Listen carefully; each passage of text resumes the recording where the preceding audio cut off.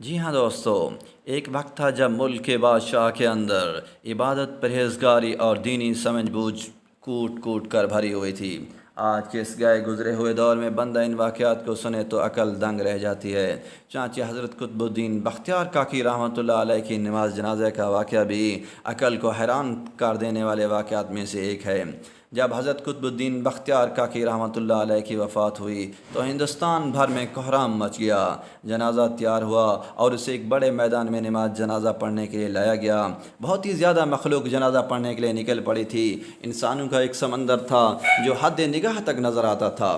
یوں معلوم ہوتا تھا کہ ایک بکھرے ہوئے دریا کی مانند یہ مجمع ہے۔ جب نماز جنازہ پڑھانے کا وقت قریب آیا تو اچانک مجمع میں سے ایک آدمی آگے بڑھا اور مجمع کی طرف رخ کر کے کہنے لگا کہ میں حضرت قطب الدین بختیار کاکی رحمۃ اللہ علیہ کا وصی ہوں۔ مجھے حضرت رحمۃ اللہ نے ایک وصیت کی تھی، لہذا میں اس مجمع تک حضرت مرحوم کی وہ وصیت پہنچانا چاہتا ہوں۔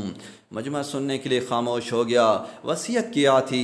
سنیے۔ وصی نے کہا کہ خواجہ قطب الدین بختیار کاکی رحمۃ اللہ علیہ نے مجھے یہ وصیت کی تھی کہ میرا نماز جنازہ وہ شخص پڑھائے جس کے اندر یہ 4 خوبیاں موجود ہوں۔ نمبر 1، تمام زندگی میں اس کی تکبیر اولیٰ کبھی بھی قضا نہ ہوئی ہو۔ نمبر 2، اس کی تہجد نماز کبھی بھی قضا نہ ہوئی ہو۔ نمبر 3، اس نے زندگی میں غیر محرم عورت پر کبھی بھی بری نظر نہ ڈالی ہو۔ نمبر 4، وہ اتنا عبادت گزار ہو کہ حتیٰ کہ اس نے عصر کی سنتیں بھی کبھی نہ چھوڑی ہوں۔ لہذا جس شخص میں یہ 4 خوبیاں موجود ہوں وہ میرا نماز جنازہ پڑھے۔ جب حضرت رحمۃ اللہ کی یہ وصیت مجمع کو سنائی گئی تو مجمع پر سناٹا چھا گیا۔